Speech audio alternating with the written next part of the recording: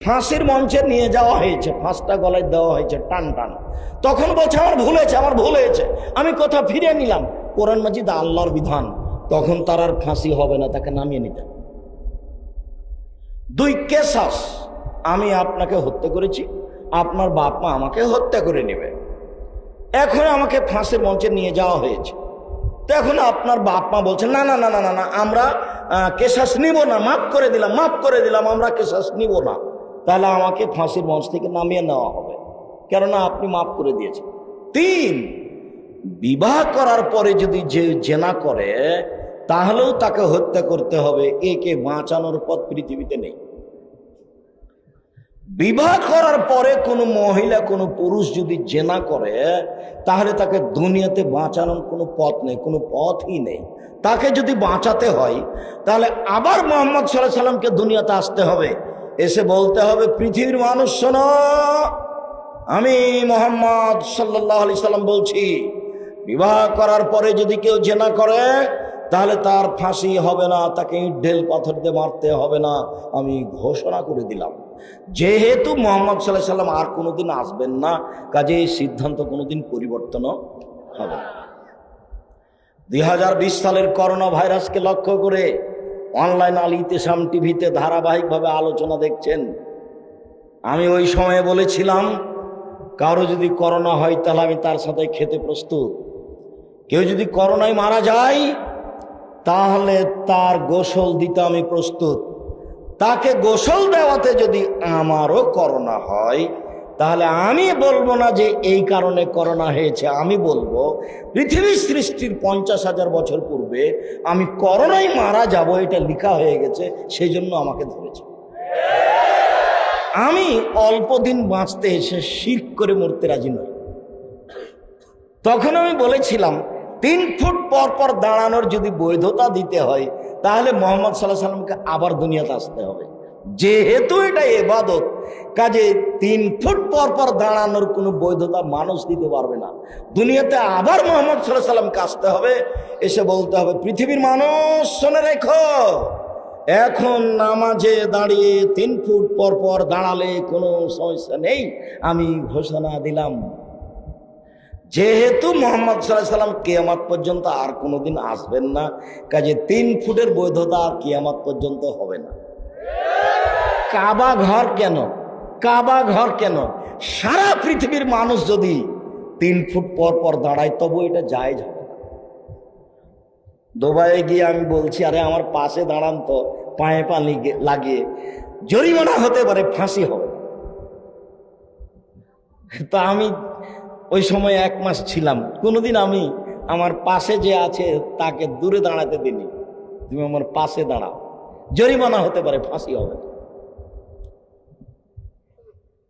আর আমি কোনোদিন ওর 5 পয়সার দামও দিইনি। ছেলেটা যখন বিমানে আমাকে খুব চাপ দিয়ে বলছে যে মাস্ক লাগান, মাস্ক লাগান, লাগাতেই হবে, যাই ছেলে তো জুলুম করো কেন? আমি যখন উঠছিলাম তখন তুমি দেখতে পাওনি, তখন তো আমার মুখে মাস্ক ছিল না, তুমি আমাকে নামিয়ে দিতে, আমি আমার পথ বেচাই করে নিতাম। যা করেছো খুব বেশি করেছো, জুলুম করো না। তখন দেখা যায় যে ওই ওর পক্ষে দিয়ে একজন থাকে, গোটা বিমানের লোক আছে, সবই আমার সাথে আছে। সম্মানিত দিনী ভাই বোন, বড় অন্যায়ের কথা বলছিলাম। কেউ যদি জেনা করে ফেলে তাহলে তার দুনিয়াবী শাস্তি হচ্ছে তাকে ইট ঢেল পাথর দিয়ে মেরে মেরে মেরে ফেলতে। হাজা জিব্রাইল, এই যে জিব্রাইল তোমাকে সালাম দিল, এবারে এইভাবে বলছেন আয়েশা, হাজা জিব্রাইল, এই যে জিব্রাইল তোমাকে সালাম দিল। তখন আয়েশা বলছেন ওয়ালাইহিস সালাম ওয়া রাহমাতুল্লাহ, তাকেও সালাম, তার উপর শান্তি অবতীর্ণ হোক। ফালা তারা ওয়ালা নারা, ফাতারা ওয়ালা নারা, আরে আপনি তো দেখতে পান, আমরা তো দেখতে পাই না। আরে আপনি তো জিব্রাইলকে দেখতে পান, আমরা তো দেখতে পাই না। এক বিছানে 3 জন। 1 মিনিট আপনাকে আমি আয়েশার আর একটা কথা শোনাই। মুহাম্মদ সাল্লাল্লাহু আলাইহি সাল্লাম কোথায় মারা গেছিলেন তা কি আপনাদের জানা আছে? আয়েশা রাদিয়াল্লাহু আনহার ঘরে। আল্লাহ রাসূলের কবর হয়েছিল কোথায়? আয়েশা রাদিয়াল্লাহু আনহার ঘরে। তাহলে আয়েশা যখন কবরের পাশে যেতেন তখন মাথায় কাপড় দিতেন না, তিনি বলতেন এটা তো আমার স্বামীর কবর। তো কয়দিন পরে তার বাপের কবর হলো, তো তিনি এমনিতে যেতেন, এটা তো আমার স্বামীর কবর, এটা তো আমার বাপের কবর, তিনি মাথায় কাপড় না দিয়েই ওখানে চলে যেতেন। কয়দিন পরে উমর রাদিয়াল্লাহু তাআলার কবর হলো, তখন তিনি বলছেন না, এখানে একজন বেগানা মানুষের কবর আছে, আমি মাথায় কাপড় না দিয়ে যাব না। তারপর থেকে তিনি নিজেকে গুটিয়ে নিয়ে মাথায় কাপড় দিয়ে ভালোভাবে কাপড় চোপড় গায়ে দিয়ে নিয়ে কবরের পাশে যেতেন। আয়েশা কবরকে লজ্জা করতেন, তুমি তো কষ্ট পাবে, আর তোমাকে আমি কষ্ট দিতে আসিনি, আপনি একজন দিনী বোন, আপনার দেবরের মোটরসাইকেল আসছেন, আপনি বলেন আপনি এবার কোনটা হলো? এখানে যত মহিলা আছে, এমনও মহিলা আছে যার মোবাইলে শত ছেলের নাম্বার আছে, যার সাথে জেনার গল্প করে। শত ছেলে এখানে আছে উপস্থিত এখানে, যার মোবাইলে এত মেয়ের নাম্বার আছে যে শত মেয়ের সাথে সে জেনার গল্প করে।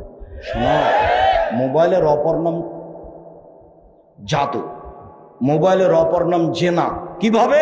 রাসূল সাল্লাল্লাহু আলাইহি ওয়াসাল্লাম বলছেন, আইনানে তাজনিন জেনা হুয়ান নাজর, দুই চোখের জেনা হচ্ছে চোখ দিয়ে দেখা, অল ওজনানে জেনা হুয়াল ইস্তেমাও, দুই কানের জেনা হচ্ছে কান দিয়ে শোনা, অল ইয়াদ জেনা হাল বাদশা, হাতের জেনা হচ্ছে হাত দিয়ে ধরা, আর রিজল জেনা হাল মাসি, পায়ের জেনা হচ্ছে পা দিয়ে চলা, জেলাল কালকাতাউনা তাস্তাহি, অন্তরের জেনা হচ্ছে পরিকল্পনা করা, জেলানের সনুৎক, জিহ্বার জেনা হচ্ছে কথা বলা। এগুলি সব জেনার মাধ্যম। তুমি বিপদে পড়ো না যুবক, সাবধান হও। রাজশাহী চাঁপায় নবগঞ্জ একটা কথা বলে, হাত থেকে ঢেল ছুটে গেলে যেমন ঢেল ধরা যায় না, শ্বাস বন্ধ হয়ে গেলে তেমন পাপকে ঠেকানো যায় না। হাত থেকে ঢেল ছুটে গেলে যেমন ঢেল ধরা যায় না, শ্বাস বন্ধ হয়ে গেলে তেমন পাপকে ঠেকানো যায় না। শ্বাস বন্ধ হওয়ার পূর্বে তুমি পাপ বন্ধ করো। শোনো, তোমাকে আরেকটা কথা বলি,